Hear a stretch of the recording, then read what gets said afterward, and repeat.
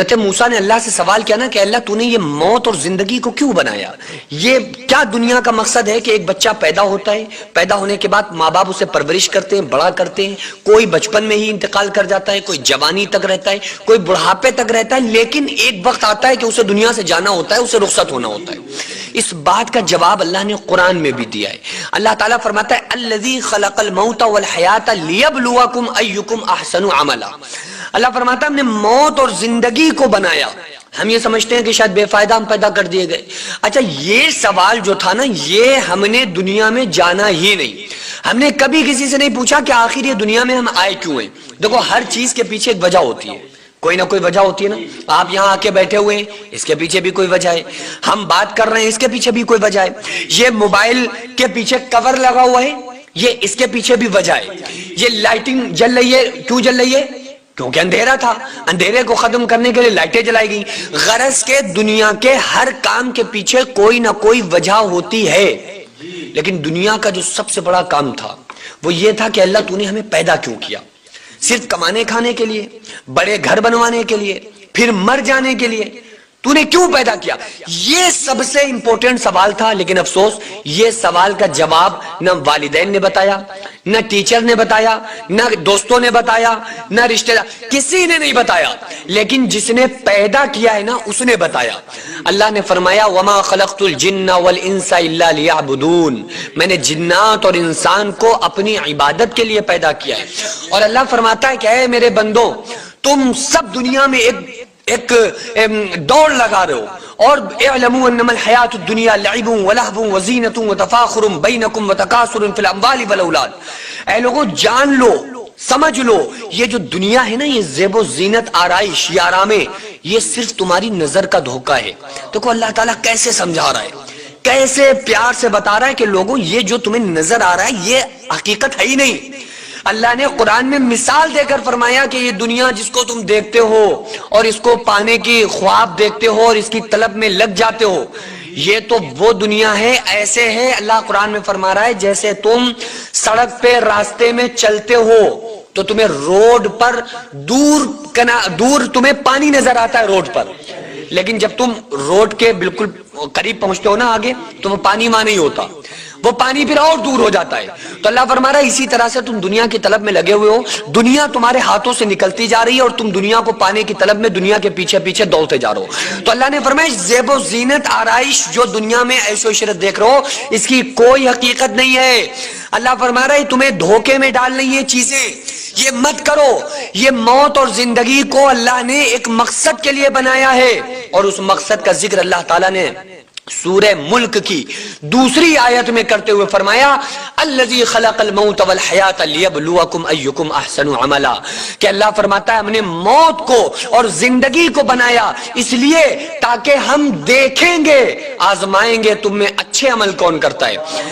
یہاں پہ زیادہ عمل کی ریکوائرمنٹ اللہ نے نہیں کی، یہ نہیں بتایا کہ ہم دیکھیں گے زیادہ کون کرتا ہے، نہیں، اللہ نے کہا ہم یہ دیکھیں گے اچھے عمل کون کرتا ہے۔ ہمارا تھوڑا عمل جو روز کیا جائے وہ اچھا ہے، کبھی کبھی کے بہت سے عملوں سے، تو تھوڑا عمل ہم روز کریں۔ یہ نہیں کہ ایک دن آ گئی شب برات تو پوری رات ہم نے عبادتیں کر لیں، شب قدر میں خوب روئے دھوئے پوری سال پھر چھٹی، یہ نہیں۔ روزانہ اللہ کو یاد کرنا، اللہ کا ذکر کرنا، یہ اللہ دیکھے گا کہ تم میں اچھے عمل کون کرتا ہے۔ اور اللہ تو فرما رہا ہے کہ اے میرے بندو، دنیا میں فکر مند کیوں ہوتے ہو، کیوں پریشان ہوتے ہو؟ تم دیکھو اے میرے بندو، تم سب فقیر ہو۔ اللہ فرما رہا ہے کہ اگر تم مجھے پالو گے تو میرے خزانے تمہارے ساتھ ہوں گے، تو کیا ہوگا؟ تمہاری غریبی دور ہو جائے گی۔ اللہ فرماتا ہے اگر تمہارے پاس رہنے کے لیے گھر نہیں ہے، مکان نہیں ہے، تم اکیلے پڑ گئے ہو تو مجھے پالو۔ اللہ فرماتا ہے جب تم مجھے پالو گے تو کیا ہوگا؟ میرے فرشتے ہیں وہ تمہارے ساتھی بن جائیں گے، تو میرے فرشتے تمہارے ساتھ، تمہارا اکیلاپن دور ہو جائے گا۔ اللہ فرماتا ہے غرض کے مجھے پالو، سب کچھ جو کچھ میرے پاس ہے وہ سب تمہارا، دنیا میں کسی چیز کی خواہش نہیں رہے گی۔ ہم نے کیا کیا؟ اللہ کے علاوہ پوری دنیا کے پانے کی فکر میں ہم لگ گئے۔ اچھا، جس کو ہم آسانی سے پا سکتے ہیں، اللہ کو پانے میں کوئی محنت کرنا ہے؟ اللہ کو پانے کے لیے کوئی ہمیں بڑے بڑے کاروبار کرنے کی ضرورت ہے نہیں بھائی، ایک آنسو کی ضرورت ہے، ایک زندگی میں سجدہ کر کے دیکھو اللہ کے سامنے کہ اللہ میں آیا ہوں تجھے منانے کے لیے، صرف تیرے سامنے تجھے پانے کے لیے۔ لیکن نماز پڑھنے والا نماز پڑھ رہا ہے، وہ یہ سمجھ کے کہ بس اللہ کی طرف سے فرض ہے، لاؤ جلدی سے ادا کر لیں، نہیں، کبھی ایک سجدے کی ہمیں توفیق نہیں ہوتی کہ اللہ یہ سجدہ ہم صرف تجھے منانے کے لیے کر رہے ہیں، کیا ہے کبھی؟ نہیں کرتے ہیں ہم ایک روا روی سے ایک ہماری زندگی گزر رہی ہے، بس جدھر کو ہمارا رخ کر دیا گیا سب نے ایک بات بتائی ہوئی ہے، پیسہ پیسہ پیسہ پیسہ، پیسہ ہے تو سب کچھ ہے، پیسہ نہیں ہے تو کچھ بھی نہیں۔ ہم دیکھتے بھی اپنی آنکھوں سے یہی ہے کہ جو غریب ہیں ان کے بچیوں کی شادیاں نہیں ہو رہی ہیں، جو غریب ہیں ان کو کوئی سلام کا جواب نہیں دیتا ہے ٹھیک سے، اور امیروں کے پاس لوگ جا رہے ہیں، ان سے رشتے جوڑ رہے ہیں۔ تو یہ چیزیں ہم نے اس لیے ہمارے سامنے آ گئیں کیونکہ دنیا نے ہمارے سامنے پیسے کو پروموٹ کیا، لیکن کبھی کسی بزرگ نے، اللہ والے نے پیسے کو کوئی ذرہ برابر بھی امپورٹنس دیے نہیں دیے۔ اللہ والوں نے تو دنیا کو چھوڑ دیا، ترک کر دیا، انہوں نے کیا کیا؟ اللہ کو پا لیا۔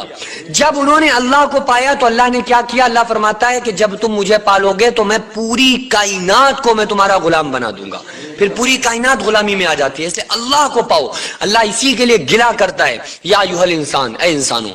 یہاں مومنوں کو نہیں کہا، یہ نہیں کہا گیا ایمان والوں نیکو، نہیں، اللہ فرما رہا یا ایھا الانسان، اے انسانوں، جھوٹو سچو نیکو برو سب کو اللہ نے مخاطب کیا، یا ایھا الانسان، اے انسانوں، اے لوگوں، اے میرے بندوں، ما غرک بربک الکریم، تمہیں اپنے رب کریم کے بارے میں کس نے دھوکے میں ڈال دیا؟ اللہ سے دور ہو گئے، اللہ کو چھوڑ دیا، جاؤ اپنے رب کو پاؤ، اللہ کو پالو گے اللہ کی طاقتیں تمہارے ساتھ ہوں گی، تمہاری کمزوری دور ہو جائے گی، اللہ کو پالو گے اللہ کے خزانے آپ کے ساتھ ہوں گے، آپ کی غریبی دور ہو جائے گی، اللہ کو پالو گے دنیا بھی اللہ کامیاب دنیا میں بھی بنائے گا اور آخرت میں بھی بڑے انعامات سے نوازے گا۔